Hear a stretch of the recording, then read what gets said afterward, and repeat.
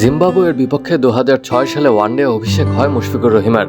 19 বছরের ওয়ানডে ক্যারিয়ারের ইতি টেনেছেন ডানহাতি 38 বছর বয়সী এই ব্যাটসম্যান। 274 ওয়ানডে ক্যারিয়ারে দারুণ কিছু মুহূর্ত ভক্তদের উপহার দিয়েছেন তিনি, যার কিছু অ্যাকশন স্পোর্টসের এই রিপোর্টে তুলে ধরা হলো।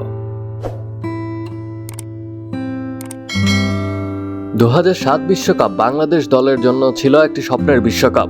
সেই বিশ্বকাপে মুশফিকুর রহিমের বয়স ছিল মাত্র 19 বছর। মিডল অর্ডারে ব্যাটিংয়ের সঙ্গে উইকেট কিপিংয়ের গুরু ভার ছিল তার কাঁধে। ভারতের বিপক্ষে 3-এ ব্যাট করতে নেমেছিলেন তিনি। নির্ভার 50 করেছিলেন, জয়সূচক রানও তিনি নিয়েছিলেন।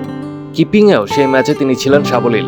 বাংলাদেশে অনুষ্ঠিত 2012 সালের এশিয়া কাপে বাংলাদেশের বিপক্ষে ক্যারিয়ারের 100তম সেঞ্চুরি করেন সচিন টেন্ডুলকার। কিন্তু উৎসব করতে পারেনি সচিনের দল, কারণ 290 রান তাড়া করতে নেমে তামিম, জহুরুল ও নাসির হোসেনের 50 এবং মুশফিক ও সাকিবের 50 ছোঁয়া ইনিংসে জয় তুলে নেয় বাংলাদেশ।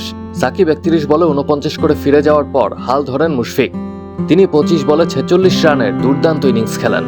তার 3 ছক্কা 3 চারে শেষ 8 ওভারে 66 রানের সমীকরণ মিলিয়ে ফেলে বাংলাদেশ। 2015 বিশ্বকাপে কোয়ার্টার ফাইনালে খেলেছিল বাংলাদেশ। বিশ্বকাপের পরেই পাকিস্তানের বিপক্ষে দুর্দান্ত এক ওয়ানডে সিরিজ কাটায় বাংলাদেশ। 16 বছর পর সেই সিরিজে পাকিস্তানের বিপক্ষে প্রথম ওয়ানডে ম্যাচ জেতে।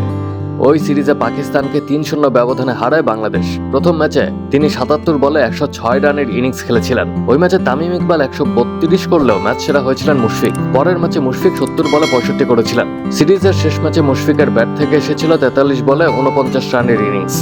তামিম 64 ও সৌম্য ওই ম্যাচে করেছিলেন 127 রান। 2015 বিশ্বকাপে ইংল্যান্ডকে হারায় বাংলাদেশ। ওই ম্যাচের নায়ক ছিলেন মাহমুদুল্লাহ। পার্শ্বনায়ক অবশ্য সেই ম্যাচে ছিলেন মুশফিকুর রহিম। দল দ্রুত 2 উইকেট হারালেও ওই ম্যাচে মুশফিক মাহমুদুল্লাহ জুটি করেন। মাহমুদুল্লাহ দেশের হয়ে আইসিসি টুর্নামেন্টের প্রথম সেঞ্চুরি করেন সেই ম্যাচে। মুশফিকের সঙ্গে তার 141 রানের জুটি হয়েছিল। মুশফিকের ব্যাট থেকে আসে 77 বলে 89 রানের ঝকঝকে ইনিংস। দুবাইতে 2018 সালের এশিয়া কাপে শ্রীলঙ্কার বিপক্ষে 144 রানের ইনিংস খেলেছিলেন মুশফিক।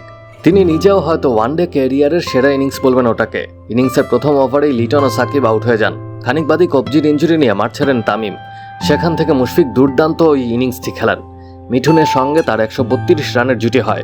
শেষ ওভারে শেষ ব্যাটসম্যান হিসেবে আউট হওয়ার আগে তিনি 11টি 4 ও 4টি ছক্কা মারেন। 261 রান তুলে বাংলাদেশ 137 রানের জয় তুলে নেয়। সাকিব আল হাসানকে হটিয়ে 2023 সালে দেশের পক্ষে ওয়ানডেতে দ্রুততম সেঞ্চুরির মালিক হন মুশফিকুর রহিম। আয়ারল্যান্ডের বিপক্ষে বৃষ্টিতে ভেসে যাওয়া ম্যাচে 60 বলে ঠিক 100 রান করেছিলেন তিনি। ভাঙেন সাকিবের 63 বলে সেঞ্চুরির রেকর্ড। Action sports.